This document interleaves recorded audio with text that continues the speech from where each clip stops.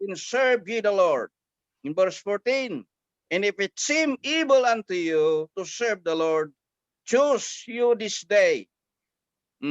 Agpili kayo itan. Wala na ni Joshua. Choose you this day whom you will serve. Agpili kayo noan niya ti kayat yung nga pagserbyan. Wala na. Whether the gods which your father served that were on the other side of the flood, or the gods of the Amorites in whose ye land ye dwell. But as for me in my house, we will serve the Lord. Para ka, agpili kayo tatan. Kuna na ni Joshua.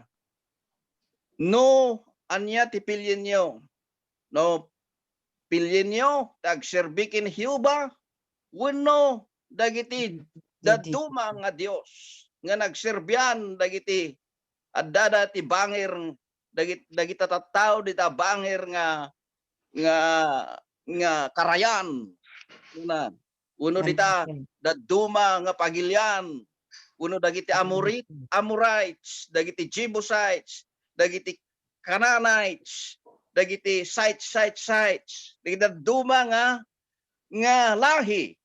Agpili kayo, noon niya ti pagserbiyan nyo. Una na. Ngayon para kanya, kakabsat, anak ko, una na ni Joshua, ay etek nga kailyan, siya kinti pamilyak, agserbinto, kini Apo Diyos. Yes. Una na, ni agserbi kami to, kini Diyoba. Amen. Maraydayaw tinagan ni Apo. Amen. Dahil kakabsat, as for me, and my, dati ko na nito nga, as for me, in my house, we will serve the Lord. This is a public statement. This is a public statement in publiko na kakabsat. Nga inbaga, kadagiti tattao. So, this is a public declaration or statement nga in patangatang na, saan na nga inlimlimad, saan na nga sinarsarili, in bagana iti publiko, nga siyak, inti pamilyak, agserbi kami kini Apo Dios. Yes. That is in verse 15. And not only a public declaration, it is a personal decision. Personal nga decision na. Isuna ti Pangulo, ti maysa nga ili, isuna ti pastor, ti maysa nga kongregasyon, maysa nga ili, isuna met ti ama, ti maysa nga pamilya. Ket adtoy nga dinisisyonan na. It is his personal decision. Nga isu nga kunana as for me, para kanya agserbi kami kini Hiuba. As for me and my house, we will serve the Lord. Ilocano ko na, siyak kinti balay ko, agserbi kini kin Hiuba. Agserbi kam to kini Hiuba. This is not only a personal decision. Isu nga naman minsan, ti panagserbi ti Apo personal nga decision deta. Nga personal nga han nga pinilitan ti panagserbi iti Apo. Isu nga kunan deta para kanyak siya kinti balay ko agserbi kaminto kini Hiuba wenno kini Apo Dios kunana isu nga personal nga desisyon. It maraydayo ti Apo amo kin pacheck je personal nga decision tayo ket agserbi iti Apo. Amen. This is also Amen. a persuasive declaration. It's not only a personal decision or a public statement. This is a persuasive declaration. As for me and my house, we will serve the Lord. Talaga nga makainganyo kakabsat nga deklarasyon. persuasive declaration. Kaya't na nga inganyuan dagiti daduma nga pamilya. Kaya't na nga influensyaan dagiti daduma nga tattao kakabsat. Naglalo dagiti kailyan na, dagiti kalahin na ng Israelitas. He wants to influence also his people. Madaydayaw tinagan ni Apo. It is also a positive statement. As for me in my house, we will serve the Lord. Positibo. Kakabsat nga patangatan na ita.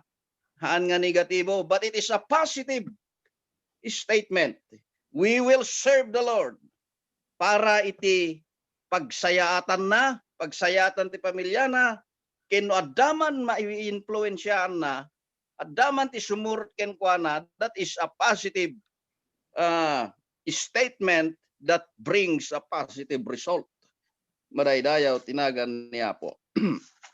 Amuyo ket ti panagserbi ti Apo may nga panangpili. Uno, pilyen, desisyonan, kakabsat. Iso nga ibagba, pilyen yon, non niya ti kayat yo. Niya po Diyos, uno, saan? Pilyen yon, non niya ti kayat yo. Sumurot kayo kanyak, uno, saan? Kas na ti bagbaga na ni Joshua. Pilyen yon ti kayat yo, surutin yo. Day Diyos, nga nangiruar kada tayo, ija Ehipto, uno, saan? Madaydayaw tinagan ni Apo. Anya ti pilyen tayo, ito nga biyag. Anya ti pilyen tayo, iti biyag tayo kakabsat. Iti aglalo kadag ito nga tiyempo, aglalo kadag ito nga gundaway. Sometimes our decision determines our destiny. Numaminsan de desisyon tayo kakabsat. Isu iti mangibagbaganon niya ti pagbalinan tayo. Isu nga no desisyonan tayo tagbalin nga pasurot ni Apo Isos, pasurot ti Dios ay ket madaydayaw tinagan ni Apo. No desisyonan tayo nga saan tayo nga sumurot ken kuana ay ket that is your decision. That is your decision. But iti daytoy nga gundaway adtoy nga ni Joshua made a commitment to God and was willing to get an example by living with that decision. Ni Joshua daytoy nga declaration na bagbagana dayay napigsa nga commitment na iti panagserbi iti Apo. Madaydayaw tinagan iti Dios. Isu nga ni Joshuahan nga sinsinan dayay committed na.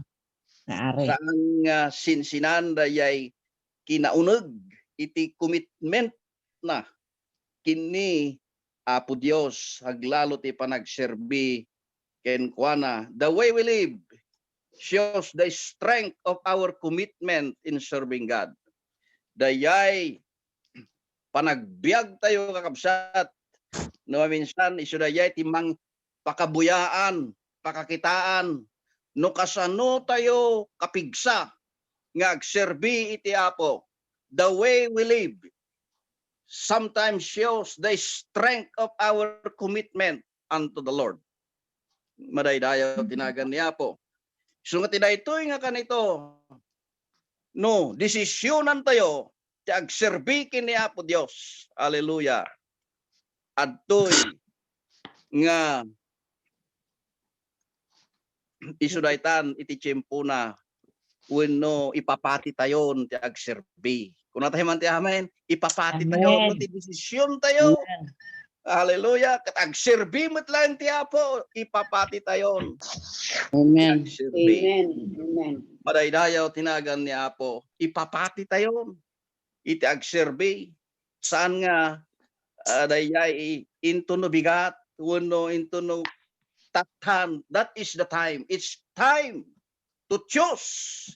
It's time for us to choose to serve God with all our hearts, with all our soul, with all our mind, with all our strength. Hallelujah.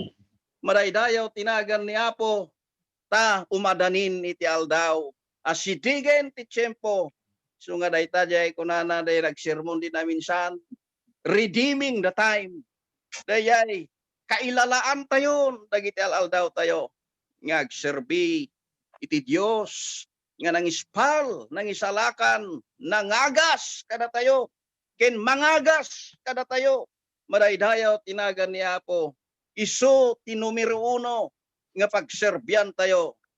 Maraydayaw tinagan iti Dios, pagserserbian tayo man dagiti amo tayo, nga mas nang nangruna nga pagserbyan tayo iti Dios. Hallelujah. Blessed be the name of the Lord. Maraydayaw tinagan ni Apo. Adtoy kakabsat nga datayon ti modudi nga aldaw.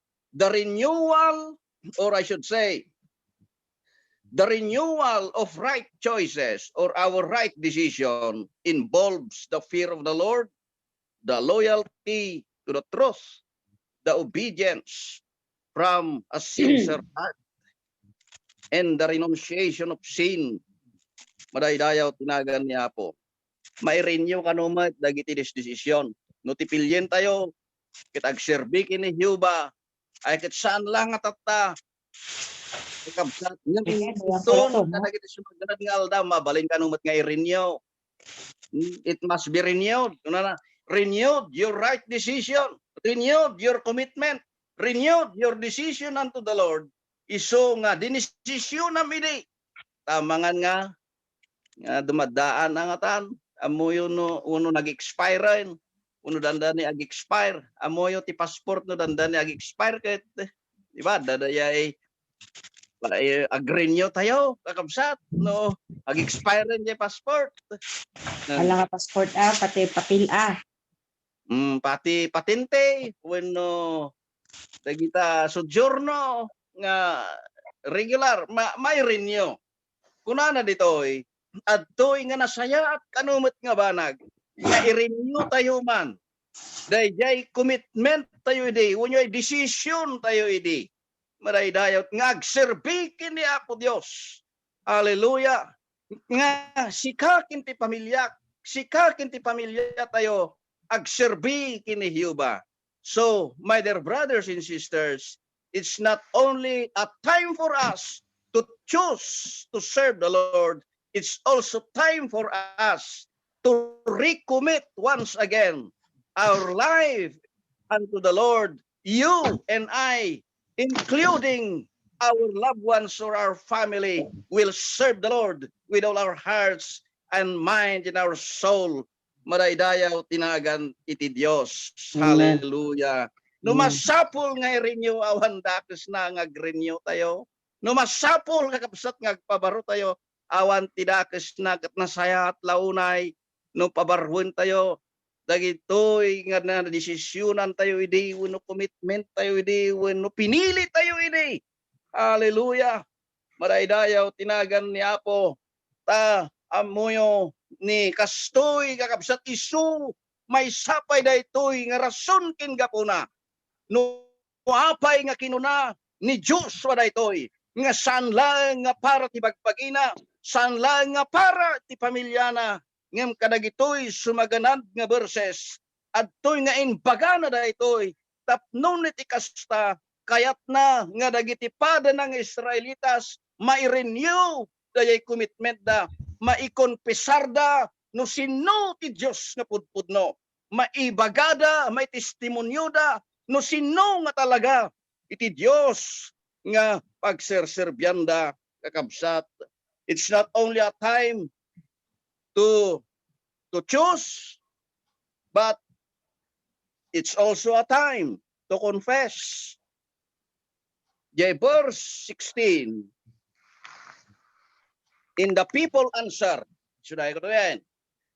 Verse 16. In the people answered. Idi nga inbaga ni Joshua, as for me and my house,